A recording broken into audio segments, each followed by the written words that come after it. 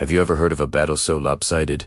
It sounds like something straight out of a fantasy novel. We're talking about a fight where a tiny force, hopelessly outnumbered, achieved a victory so stunning it changed the course of history. Today, we're diving into the incredible story of the Battle of Muret, where Hustober 500 knights faced an army of more than 26,000 soldiers. This isn't just a battle. It's one of the most shocking military upsets of the entire Middle Ages. The year is 1213.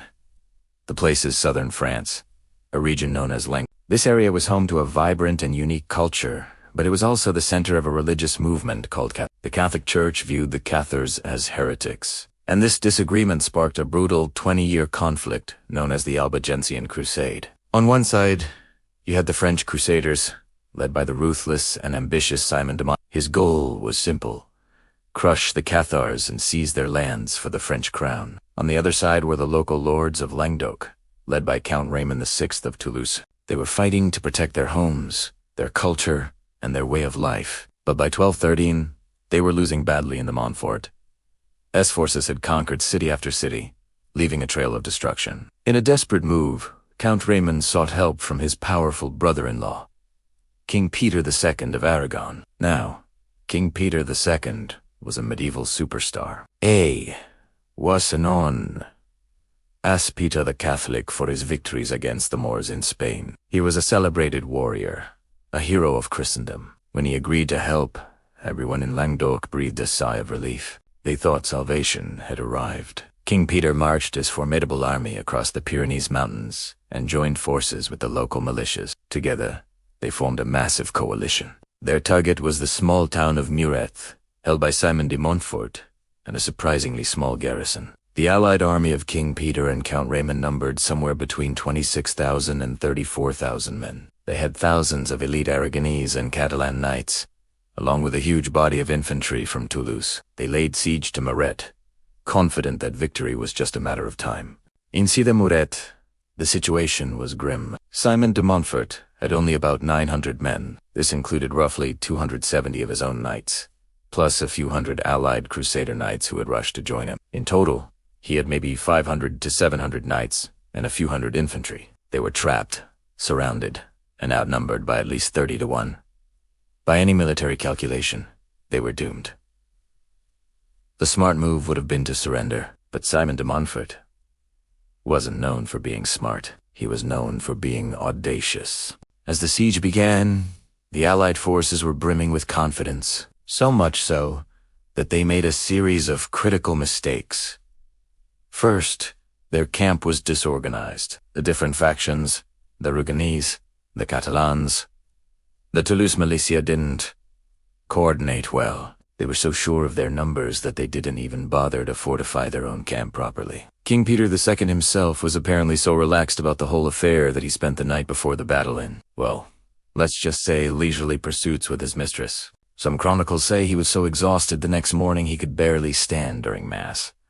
Whether that's entirely true or just a good story, it points to a dangerous level of overconfidence. He believed his sheer numbers made him invincible. Inside Muret, Simon de Montfort held a council of war. His knights were terrified. Surrender seemed like the only option, but de Montfort saw an opening. He noticed the enemy's disorganized camp and their leader's arrogance. He proposed a plan so daring, so utterly insane, that it just might work.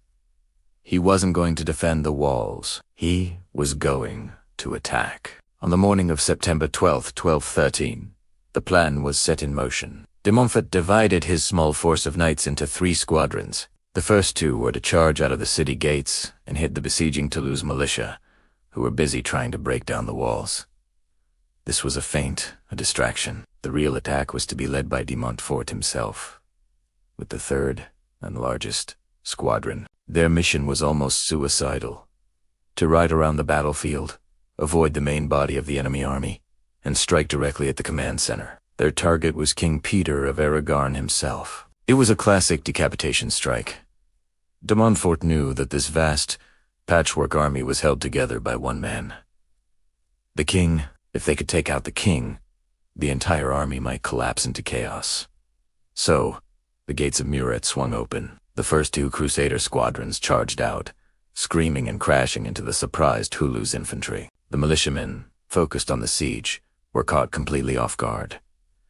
They broke and fled in panic. This created the diversion de Montfort needed. Meanwhile, de Montfort and his squadron galloped out of a different gate, hidden from the main Aragonese camp by a river. They rode hard, flanking the entire enemy army. The Aragonese knights saw the commotion and started to form up, but they were slow and disorganized. They thought it was just a minor skirmish. They had no idea that the enemy commander was leading a surgical strike right for their king. King Peter, hearing the sounds of battle, put on his armor, but in another act of supreme arrogance, he reportedly swapped armor with one of his own knights. He wanted to fight in the front lines as an ordinary soldier, to prove his bravery. This decision would prove fatal. De Montfort's squadron smashed into the Aragonese cavalry. The Crusaders were heavily outnumbered, but they were a tight, disciplined unit with a single, clear objective. They fought with the desperation of men who knew this was their only chance.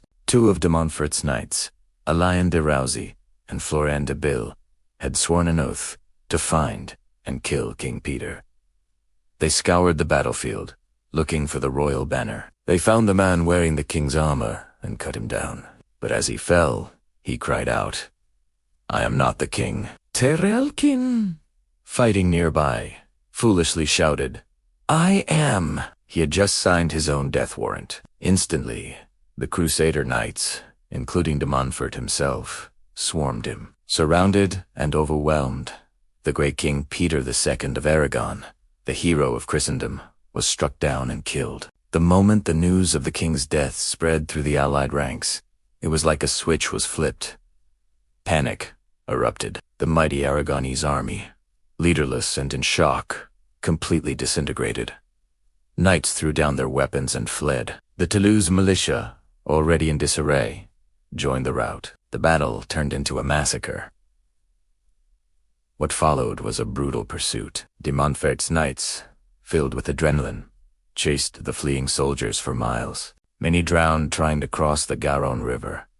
The discipline of the Crusaders held, while the massive coalition army simply ceased to exist. When the dust settled, the results were staggering. The Allied army had suffered catastrophic losses. Estimates range from 7,000 to as high as 20,000 dead, including hundreds of knights and nobles.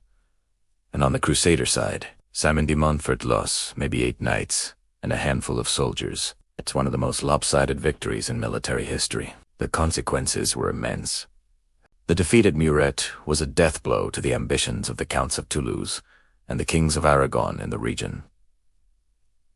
Southern French independence was shattered. The Albigensian Crusade would continue for another 16 years, but the outcome was now inevitable. Languedoc would be absorbed into the Kingdom of France, forever changing the map and culture of the country. So, how did this happen?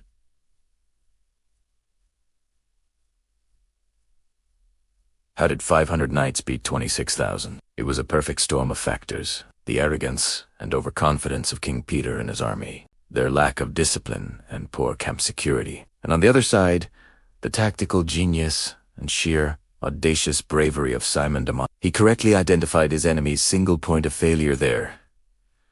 Le Chapon risked everything on one desperate. The Battle of Muret stands as a timeless lesson in warfare.